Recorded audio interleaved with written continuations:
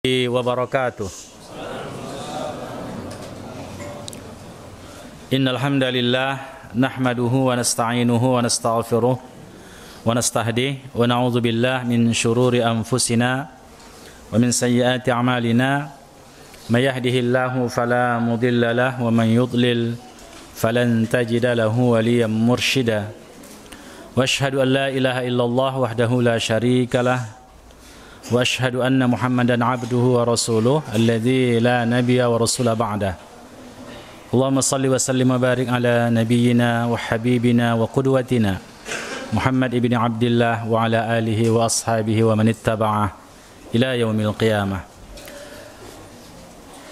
Segala puji milik Allah Subhanahu wa taala, menjadi kewajiban bagi kita untuk mensyukuri semua nikmat yang Allah berikan kepada kita. Mari kita memuja Allah dengan pujian yang terbaik yang Allah ajarkan di dalam Al-Quran. Alhamdulillahirabbil alamin. Dan kita bersalawat kepada qudwatuna sallallahu alaihi wasallam. Allahumma salli ala Muhammad wa ala ali Muhammad. Semoga saja kita adalah orang-orang yang benar-benar komitmen di atas sunnah-sunnah yang dibawa oleh Rasulullah sallallahu alaihi wasallam, dan akhirnya menyampaikan kita kepada apa yang kita cita-citakan sebagai seorang hamba Allah, yakni bertemu dengan Allah Subhanahu wa taala di surganya. Allahumma amin. Ya, sudah beberapa bulan ya kita tidak mengkaji tentang tema janaiz ya. Setelah kita pindah masjid, baru ini kita kembali mengkaji masalah janaiz ya. Yang sebelumnya kita membahas tema-tema umum ya, tema-tema tematik. Baik ikhwah, kita akan masuk pada ad-dafnu wa tawabi'uhu, yakni mengkebumikan mayit. Ya, catatan antum sama dengan saya kan? Ya, ad-dafnu wa tawabi'uhu, menanam mayit atau mengkebumikan mayit atau menguburkan mayit dan hal-hal yang mengiringinya. Ikhwah yang dirahmati Allah Subhanahu wa taala, Islam adalah agama yang paripurna. Tidak saja mengurus tentang masalah kehidupan manusia, bagaimana cara manusia hidup, bagaimana cara manusia makan, minum, cara berumah tangga, cara bermuamalah, cara taqarrub ilallah, tetapi juga mengurus tentang kematian. Tidak saja diajarkan kepada kita bagaimana mensolatkannya, menyolatkan si mayit, tapi cara-cara untuk menanam, mengkebumikan, mengkuburkan si mayit juga diajarkan kepada kita.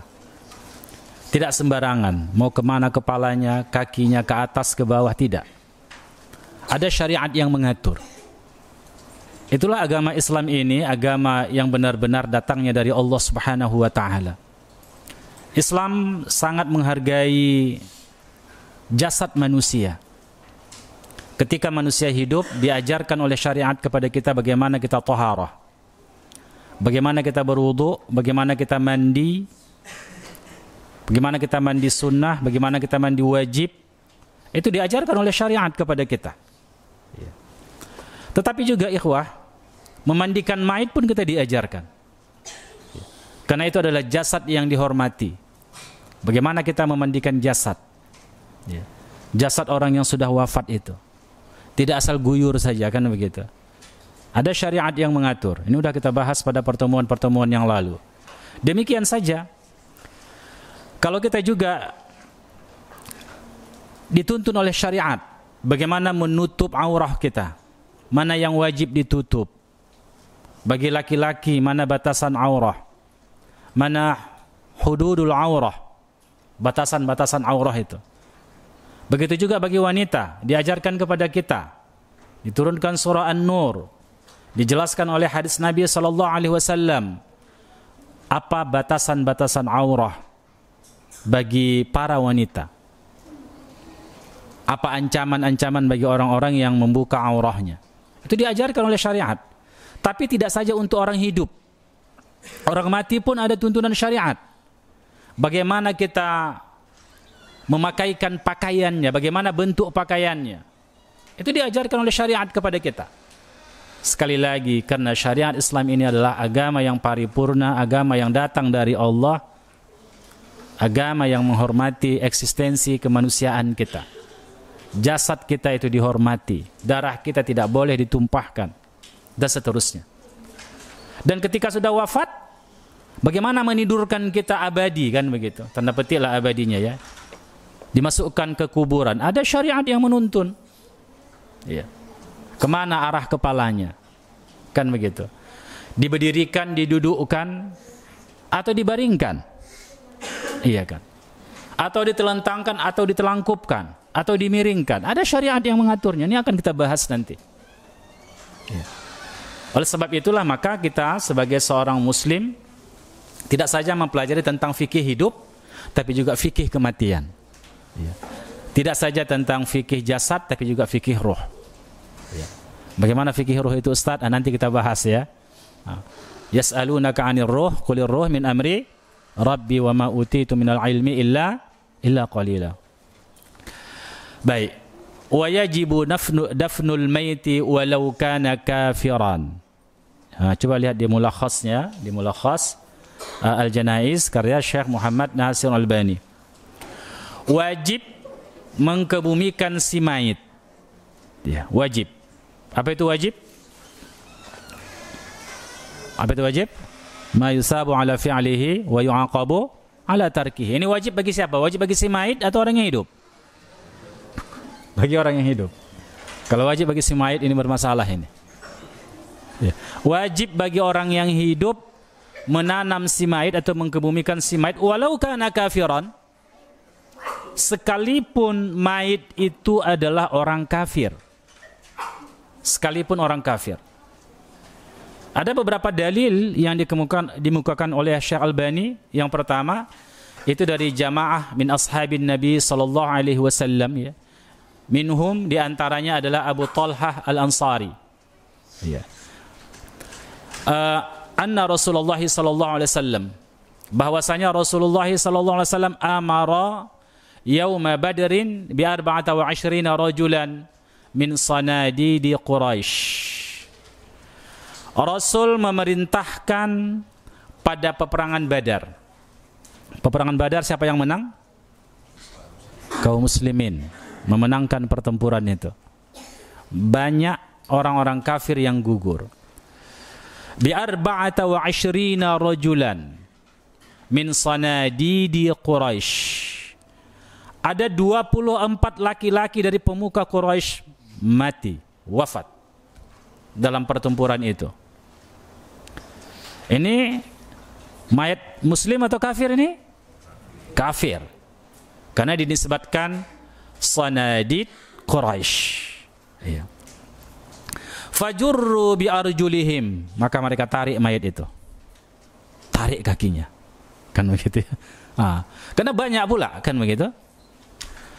Umayyah bin Khalaf itu orangnya besar, togap tinggi. Bagaimana mengangkatnya satu orang? Tidak bisa. Iya kan? Fazuqu fi tawamin atwa'i badrin khabisa makhbas ba'duhum ala ba'din. Jadi, maka ditarik mereka, maka dimasukkan ke dalam sumur yang sudah tua di Badar itu. Masukkan mereka ke situ. Ke sumur Badar itu. Ini sumur yang enggak aktif. Sumur Badar. Mereka dalam kehinaan. Ya. Maka mereka bertindih antara satu dan yang lainnya. Illa makana min Umayyah bin Khalaf. Kecuali Umayyah bin Khalaf. Umayyah bin Khalaf ini orangnya besar, togap kan begitu. Dan dia wafat dengan pakaian perangnya. Pakaian perang itu gimana? Pakaian besi. Pakaian besi yang dipakainya. Lalu ya, maka mereka gulinglah dia.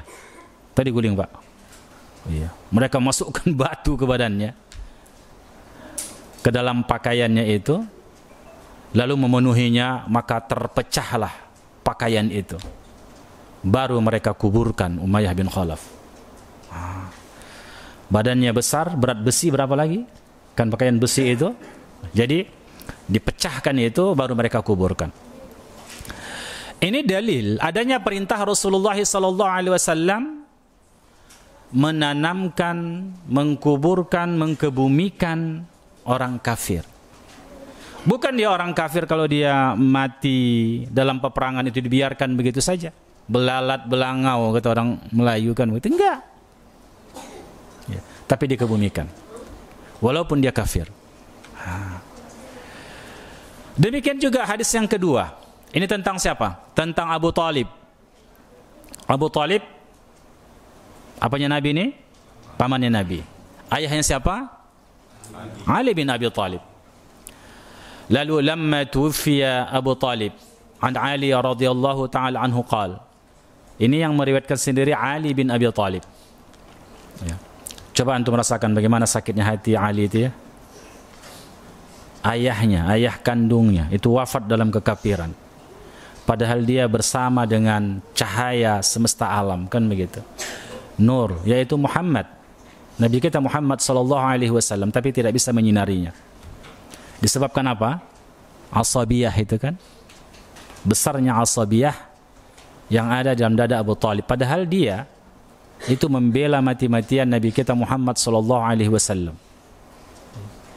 Dia sanggup menanggung beban yang begitu berat untuk membackup Nabi. Sementara orang Quraisy ya, meminta dia untuk menyerahkan Nabi Muhammad sallallahu alaihi wasallam. Mereka selalu datang ke rumahnya meminta agar beliau menasihati Nabi meninggalkan dakwahnya.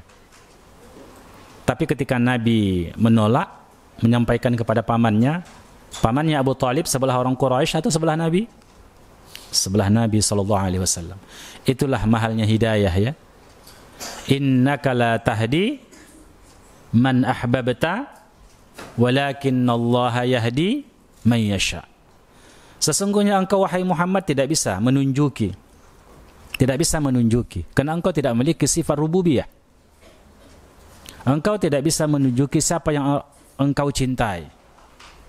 Tetapi siapa yang menunjuki? Allah Subhanahu wa taala. Makhluk ini hanya wasilah saja. Hanya sebagai sarana media. Siapapun tidak bisa menunjuki siapapun. Bahkan Nabi kita Muhammad sallallahu alaihi wasallam dia tidak bisa menunjuki pamannya. Oleh sebab itulah ikhwah yang rahmati Allah SWT, ini menjadi dalil bagi kita semua. Kedekatan itu tidak menjadi jaminan kita mendapatkan hidayah. Tetapi adalah hidayah itu milik Allah Subhanahu wa taala. Maka syukurilah ketika Allah sudah menunjuki kita kepada Islam, maka syukuri. Itulah nikmat yang paling besar, jangan sia-siakan. Menitilah di atas jalan hidayah itu. Raihlah setiap waktu hidayah itu. Hidayah bayan. Dari hidayah bayan itu menjadi hidayah taufik. Hidayah bayan adalah ilmu, yaitu Al-Quran, As-Sunnah. Itu hidayah bayan. Hidayah penjelas tentang kebenaran. Lalu Allah berikan hidayah taufik. Kita pun bisa mengamalkannya. Tapi bagaimana orang bisa mendapat hidayah taufik kalau dia tidak memiliki wasilah pada hidayah bayan? Itu sukar sekali. Sukar sekali. Apa yang mau ditaufiki? Dia tidak tahu ilmunya. Oleh sebab itulah ikhwah yang rahmati Allah Subhanahu wa taala, di antara tanda-tanda orang yang akan mendapatkan hidayah taufik, maka dia bermuamalah dengan hidayah bayan. Dia bermuamalah dengan hidayah bayan. Apa itu hidayah bayan tadi? Al-Quran dan hadis, ta'lim, belajar. Taib ikhwah yang dirahmati Allah, apa kata Ali? Tufiya Abu Talib. Tatkala lamma tufiya, ketika wafatlah Abu Talib. Tufiya artinya diwafatkan, karena enggak mau orang mati sendiri. Ada orang yang mau mati sendiri dan tidak bisa mati sendiri, dan dia adalah diwafatkan. Jadi tufiya. Ketika wafatnya Abu Talib atau diwafatkan Abu Talib oleh Allah Subhanahu wa taala, ataitun nabiyya sallallahu alaihi wasallam. Aku pun datang kepada Nabi sallallahu alaihi wasallam, faqultu. Lalu aku katakan, kata Ali terhadap Nabi kita Muhammad sallallahu alaihi wasallam, inna ammaka Syekh Ad-Dal qadimat. faman yuwari, sesungguhnya pamanmu wahai Rasulullah, asy-syekh yang sudah tua itu, ad-dhal dalam satu riwayat yang sesat itu, qadimat, telah berlalu, telah selesai, artinya telah wafat. Maka siapa yang akan mengurusnya? Siapa yang akan mengurusnya? Apa kata Nabi? Qala sallallahu alaihi wasallam, izhab fawarih. Berangkatlah engkau wahai Ali, selesaikan mayat itu. Artinya urus mayat itu. Thumma lam tuhdis syai'an hatta ta'tiyani. Jangan ceritakan apapun kepada orang lain sehingga engkau datang kepadaku. Faqala innahu mata musyrikan. Sesungguhnya Abu Talib ayahku itu mati dalam keadaan musyrik. Faqal sallallahu alaihi wasallam, Nabi pun mengatakan, izhab fawari, pergilah, selesaikan jenazah itu, kebumikan dia. Qala fawaraituhu thumma ataituhu, lalu aku selesaikanlah urusan si mayat itu, iya kan? Aku pun datang kepada Nabi. Qala izhab faghtasil. Setelah diselesaikan, atau diselesaikan di sini maksudnya adalah diurus mayat itu, ya kan? Lalu setelah diurus kematian Abu Talib, beliau pun datang kepada Nabi, sudah aku urus mayat itu. Qala sallallahu alaihi wasallam izhab, berangkat lagi, faghtasil, mandikan dia, mandikan. Jadi juga mayat non muslim juga dimandikan di dalam Islam. Faghtasil. Thumma la tahduth syai'an hatta ta'tiyani. Jangan cerita apapun kepada siapapun sehingga engkau konfirmasi kepadaku, datang kepadaku, kata Nabi. Qala faghtasaltu thumma ataituhu. Kemudian aku pun memandikan mayat itu. Siapa yang mandi tadi? Abu Talib. Dimandikan, ya.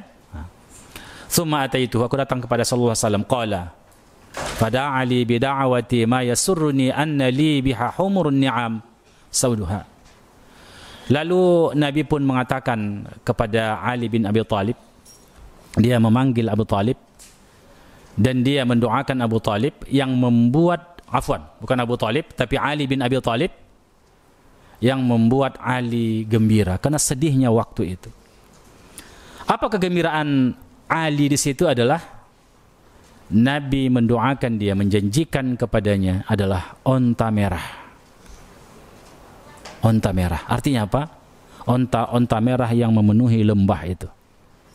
Ini pahala yang luar biasa. Karena diberikan kepada sesuatu benda yang itu yang termahal yang ada di negeri Arab. Kendaraan terbaik mereka adalah onta merah itu. Apanya yang merah, Pak? Ya? Matanya. Kalau matanya merah, onta mabuk itu. Apanya yang merah?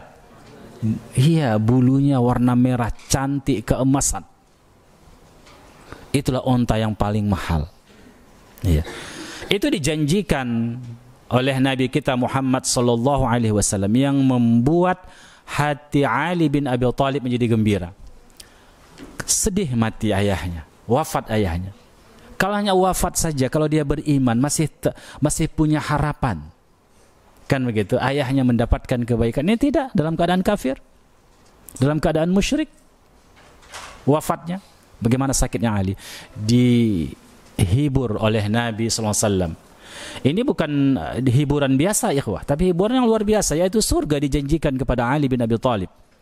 Bukan hanya surga, tapi adalah humurun ni'am, onta yang luar biasa, kendaraan yang luar biasa. Wa kana Ali idza ghasala al-mayt ightasala. Ini juga, ya. Ketika Ali bin Abi Talib memandikan Abu Talib, setelah itu dia pun mandi, ightasala. Maka di antara sunnah, setelah memandikan mayit kita pun mandi. Walaupun nanti ada berbeda pendapat para ulama apakah mandi itu sunnah ataukah wajib. Iya. Tapi jumhur ulama mengatakan itu adalah sunnah. Kemudian bagian yang ke-89, wala yudfanu muslimun ma'a kafirin. Tidaklah seorang muslim itu dikebumikan bersama orang kafir, enggak boleh. Tidak boleh menanamkan orang kafir, mengkebumikan orang kafir bersama orang muslim. Maka konsekuensi logisnya tidak boleh satu perkuburan, makam perkuburan, apa namanya itu ya, kapling perkuburan, di situ orang kafir bercampur dengan orang muslim, tidak boleh. Dipisahkan. La yudfanu muslim ma'a kafir. Tidaklah dikebumikan muslim bersama orang kafir, tidak boleh.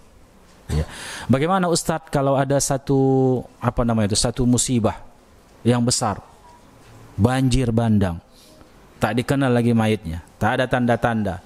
Di kampung itu ada orang muslim, ada orang yang non muslim, kan begitu. Ini harus dikebumikan. Tengok dulu dia ada yang bersunat atau tidak. Oh, enggak nampak lagi Ustaz, enggak bisa lagi dikenali. Iya kan Ustaz, bagaimana dikebumikan? Ya, maka mengikut, kalau di situ banyak orang Islam, kalau di situ ada orang Islam, maka mengikut pengkuburan orang Islam, tata cara orang Islam. Ya. Mengkebumikannya kalau tak ada tempat yang lain, ya masukkan semua. Karena itu berada dalam uzur syariat. Ya. Tetapi pada hukum asalnya tidak boleh. Ya. Itu kan hukum darurah. Kalau hukum asalnya, hukum azimahnya bagaimana? Tak boleh. Taib. Wala kafir ma'al muslim. Begitu juga kalau tadi ada orang muslim wafat, orang kafir disertakan. Bisa juga maknanya begini. Ini perkuburan orang Islam, lalu yang sudah lama entah 3 hari, 4 hari, 1 tahun, 2 tahun, maka dikebumikan pula di situ orang kafir. Enggak boleh. Ya, tak boleh. Kemudian tidak juga orang kafir bersama muslim. Kebalikannya. Ini perkuburan orang kafir. Orang kafir itu, atau dia sudah dimasukkan ke lubang itu, lalu dimasukkan orang Islam, enggak boleh. Sudah wafat, ini tahu kita perkuburan orang non muslim. Ya. Kalau bahasa Al-Quran non muslim itu apa? Kafir, ya, kafir. Jadi setahun, 2 tahun atau 3 tahun, 4 tahun dimasukkan orang Islam, juga tidak boleh. Wala kafira ma'al muslim, ya. Jadi tidak juga wala kafirun ma'al muslim. Ma'a muslim. Jadi tidak juga orang kafir beserta orang Islam. Bal yudfanul muslim fi maqabiril muslimin.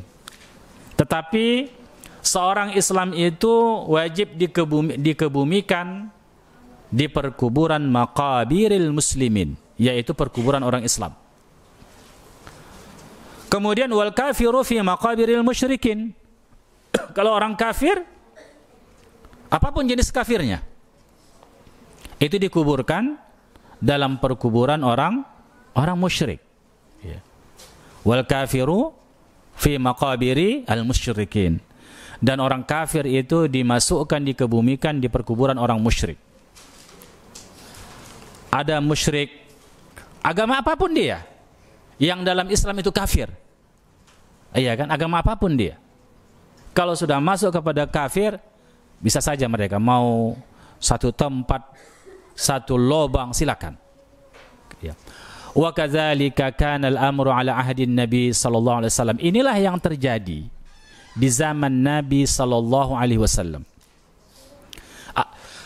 Kalau apapun yang terjadi di zaman Nabi, walaupun tidak ada ungkapan Nabi sallallahu alaihi wasallam, tapi Nabi mempraktekkannya seperti itu menjadi sunnah takririyah. Kalau itu sesuatu yang diharamkan, sesuatu yang tidak boleh menyelisihi syariat, maka Nabi sudah melarangnya. Tidak boleh bagi seorang Rasul yang diturunkan wahyu kepadanya, nampaknya maksiat di hadapannya tanpa komentar, tanpa membantahnya. Karena itu akan menjadi dalil bagi umatnya, hal itu takririyah, diperbolehkan. Kan begitu. Oleh sebab itulah ketika Nabi sudah mempraktekkannya, para sahabat mempraktekkannya, ini perkuburan orang Islam, ini perkuburan orang kafir, maka itu menjadi tuntunan syariat bagi kita. Bahkan ikhwah, Salah satunya adalah ketika peristiwa itu terjadi di zaman Nabi, tidak ada turun ayat, tidak ada hadis Nabi yang melarangnya. Itu menjadi dalil bagi para sahabat. Kunna na'zilu wal Qur'anu yanzilu. Falau kana nahyan lanaha anhul Qur'an. Kami dulu melakukan azal di zaman Nabi. Kata sahabat, kalau itu dilarang, tentu sudah turun Al-Quran melarangnya. Tapi Al-Quran tidak turun melarangnya. Hadis tidak hadir mencegahnya. Menunjukkan apa azal itu boleh dilakukan. Apa itu azal? Cari di kamus nanti. Ya, cari di kamus apa azal. Baik ikhwah yang rahmati Allah Subhanahu wa taala, wastamarra ala asrina hadha. Kata Syekh Muhammad Nasiruddin Albani, dan itu terus berlangsung hingga zaman kita sekarang ini. Oleh sebab itulah ikhwah yang dirahmati Allah, mengapa orang Islam ini sangat peduli dengan orang mati, orang yang wafat? Karena begini kan, kita melihat ada orang yang mu'allaf, sudah mu'allaf, iya kan? Saudara-saudaranya, ayah, ibunya, abangnya, kakaknya, atuknya, familinya tidak masuk Islam. Lalu ketika wafat ini si mu'allaf, datang mereka mengambil jenazah. Tapi orang Islam mempertahankan itu, apapun terjadikan. Kenapa? Karena memang itu syariat. Kalau dia sudah Islam, maka ada hukum, ada syariat yang mengatur dia. Maka tidak bisa. Maka kita peduli di situ. Dosa bagi kita, karena itu adalah fardu kifayah. Fardu kifayah untuk menyelenggarakan semua apapun yang berhubungan dengan jenazah itu. Ini banyak terjadi di tempat kita ya. Iya. Kadang-kadang hampir-hampir perang pula lagi itu. Iya. Mesti kita selesaikan dengan Islam. Harus dengan Islam. Oleh sebab itulah kalau ada orang yang masuk Islam, urus bagus-bagus surat menyuratnya. Memang tak ada syariatnya kalau masuk Islam itu pakai surat. Tak ada itu kan. Tapi kemaslahatan. Kemaslahatan. Jangan sepele dengan itu. Ganti KTP-nya, ada surat keterangannya, disaksikan lagi. Itu butuh kita. Jangan dia Islam-Islam aja sendiri nanti. Soalnya kita tidak tahu umur kan. Iya. Kami nggak tahu dia Islam. Mana buktinya kata. Apa yang terjadi? Tak ada. Oh, tengoklah dia bersunat atau tidak, kan begitu. Berkhitan atau tidak. Banyak juga yang non-muslim itu berkhitan. Iya kan? Ya, taib. Hanya masuk Islamnya tak mau dia. Iya. Wa minal adillati ala dzalika hadis Bashir bin Khasasiyah. Jadi dalil-dalil tentang hal ini ada beberapa hadis ya, di antaranya hadis Bashir bin Khasasiyah. Bainama umashi Rasulullah sallallahu alaihi wasallam akhzan biyadihi faqala ya ibna Khasasiyah ma asbahta tanqimu ala Allah asbahtu tamashi Rasulullah sallallahu alaihi wasallam qala ahsibahu qala akhzan biyadihi faqultu ya Rasulullah bi abi wa ummi ma asbahtu anqamu ala Allah syai'an kullu khairin fa'ala bihi Allah. Jadi kata Bashir bin Khasasiyah, jadi satu ketika aku berjalan bersama Rasul. Bayangkan, kawannya berjalan siapa? Rasul. Kita ulama saja kawan kita berjalan, bangga kita rasanya. Iya kan? Ini kawan berjalannya siapa? Rasul. Bayangkan itu. Bukan hanya itu, akhzan biyadihi. Iya. Kemudian dia menggandeng tangan Rasulullah SAW. Nabi menggandeng tangan Bashir bin Khasasiyah. Masya Allah. Yang menggandeng tangannya siapa? Iya. Ini kita aja pun kalau digandeng, usahalah presiden, ya kan? Camat aja pun udah bangga kita ya. Udah minta selfie pula, gitu. Iya kan, ini kawanku camat kan, gitu kan? Jadi ikhwah, ini yang menggandeng tangannya Rasulullah, tapi dia tidak selfie. Dia tidak selfie. Yang mana selfie situ Ustaz katanya. Tapi diriwayatkan oleh beliau, bahagianya dia digandeng oleh Rasulullah. Wahai Ibnu Khassasiyah, ma asbahta, bagaimana kabarmu pagi ini? Tanqimu ala Allah, asbahtu tamasya Rasulullah. Ya. Yang mendapat nikmat dari Allah Subhanahu wa taala. Aku berjalan bersama Rasulullah. Kemudian itu tadi ya, Rasulullah menggandeng tangannya, faqultu ya Rasulullah, wahai Rasulullah, bi abi wa ummi. Ini bukan sumpah, dia tidak menggunakan qasam. Ini kadang-kadang kita menerjemahkan dengan qasam ya. Karena tidak boleh bersumpah kecuali dengan nama Allah, sifat-sifat Allah Subhanahu wa taala. Wallah wa billahi wa tallah wa rabbil Ka'bah. Iya kan? Jadi nggak boleh kita bersumpah dengan selain Allah dan sifat-sifat Allah Subhanahu wa taala. Tapi ini maknanya ini menunjukkan hampir seperti sumpah. Menunjukkan apa namanya? Ayah dan ibuku tebusannya. Iya. Karena nggak payah kita menerjemah ke dalam bahasa Indonesia, kan begitu ya? Paksa diterjemahkan demi ayah dan ibuku. Qasam pun kita terjemahkan demi juga, kan begitu? Jadi oleh sebab itulah maka ketika ada kata demi begini, lihat bahasa Arabnya. Ini kata sumpah atau tidak, qasam atau tidak, kan begitu. Ya. Ayah dan ibuku ya Rasulullah menjadi taruhannya, kira-kira begitulah. Tidaklah aku kabarku pagi ini anqamu 'alallahi syai'an. Ya. Kullu khairin fa'ala bi Allah. Semuanya baik yang Allah lakukan kepadaku. Kemudian dia datang kepada perkuburan orang-orang musyrik. Faqala laqad sabaqa haula'i bi khair katsir. Sesungguhnya mereka telah berlalu. Jadi Nabi datang bersama siapa tadi? Bashir. Mereka telah berlalu bagi mereka kebaikan yang cukup banyak. Artinya apa? Orang ini mati, tapi mereka tidak mengambil kebaikan. Hidup mereka tanpa kebaikan.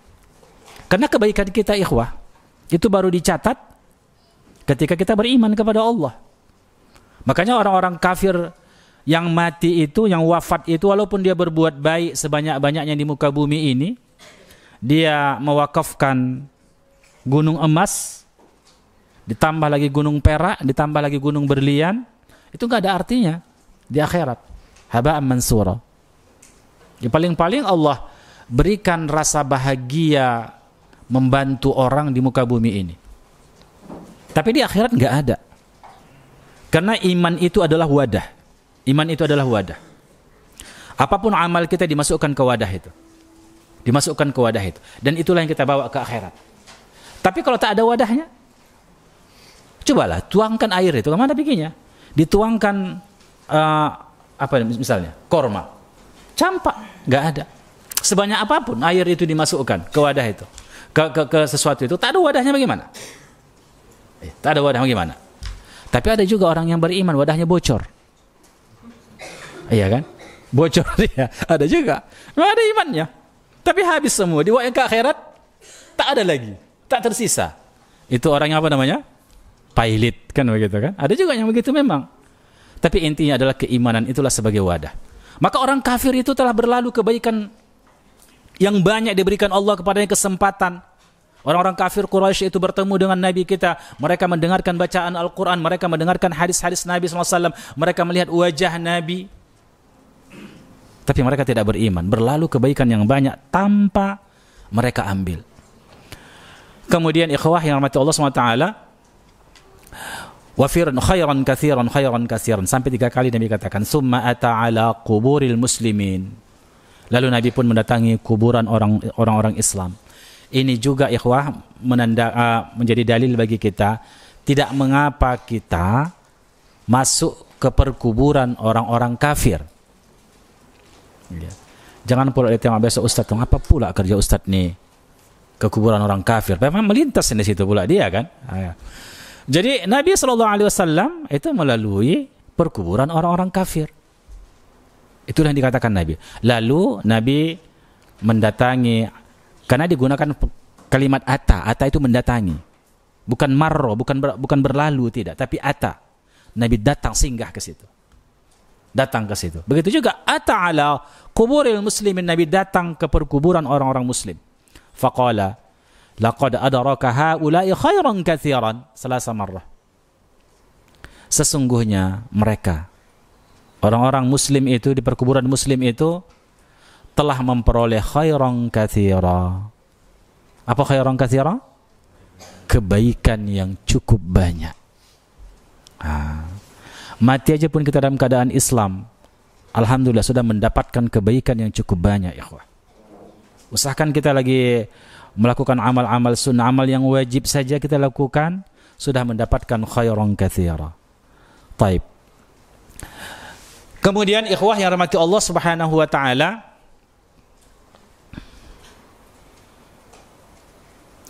waktu itu fabainama huwa yamshi izhanat minhu nadhrah. Lalu Nabi pun mengarahkan pandangannya kepada satu objek pandangan. Fa iza huwa bi rajulin yamshi bainal qubur alaihi na'lan. Lalu nampaknya seorang berjalan di kuburan itu menggunakan terompah, sandal. Iya. Berjalan di kuburan menggunakan sandal. Coba lihat ini. Hanya ini peristiwa yang terjadi di hadapan Nabi, Nabi respon. Bahasa kita sekarang, Nabi komen. Komen dan menasihati. Kenapa tidak boleh ada kemaksiatan yang terjadi di hadapan Nabi tanpa ada komentar Nabi, tanpa ada cegahan dari Nabi SAW, tanpa ada penjelasan dari Nabi? Itu tadi kan, makanya tadi takririyah itu dijadikan sebagai dalil. Lalu faqala ya sahiba sabtiyataini, wahai orang yang memiliki dua sandal, waihak. Waihak ini agak payah kita menerjemahkan bahasa Indonesia. Itu lebih mirip dengan kata wail. Apa wail? Celaka. Ini Nabi ini bahasanya enggak sopan kan, begitu kan? Bukan begitu, ikhwah. Menunjukkan apa? Nabi betul-betul menunjukkan kemarahannya tentang peristiwa itu yang dihadapannya, agar itu dipahami oleh orang yang melakukan kemaksiatan, dan itu menusuk pada dadanya karena ungkapan itu ungkapan yang sangat menakutkan, dan itu menjadi jembatan memorinya nanti. Waihak, binasa engkau, binasa engkau. Alqi,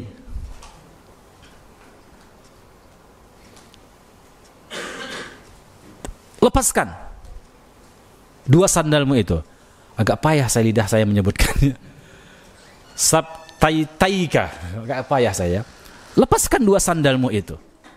Fanazara, lalu orang itu pun melihat, menoleh.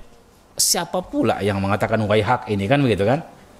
Temperamen juga dia ini kan? Fanazara, lalu dilihatnya. Falamma arafa ar-rajulu Rasulullah khala'an alaihi farama bihima. Setelah dia menoleh, dilihat Rasulullah SAW, cepat-cepat dia tanggalkan sandalnya, dilemparkan. Itu dia. Jadi ikhwah yang rahmati Allah SWT, ini jadi dalil bagi kita. Dalil berikutnya apa? Tidak boleh menggunakan sandal di maqabir, di tempat-tempat perkuburan. Tak boleh. Ini dia ini bukan hanya di atas kubur, tapi di mana? Berjalan yamshi bainal kubur alaihi, di antara kuburan itu. Karena ada orang mengatakan yang tak boleh itu kan di atas kubur, kalau di samping-samping boleh. Tidak. Padahal tidak, bainal kubur. Di antara kubur itu. Kubur yang satu, kubur yang ini, kubur yang ini. Ini juga menunjukkan bagi kita ada celah di perkuburan. Di antara cara menata kuburan itu ada celah yang bisa kita berjalan. Dibuat, diatur. Ya, ini kita yang sedang mempersiapkan kuburan, ya kan? Ini harus juga fikih kuburan nanti kita bahas. Bagaimana fikih kuburan itu? Ya. Taib ikhwah rahmati Allah Subhanahu wa taala. Menjadi dalil bagi kita itu tidak boleh menggunakan. Tapi larangan ini apakah haram atau hanya makruh? Larangan ini menunjukkan keharaman. menunjukkan keharaman, bukan hanya makruh.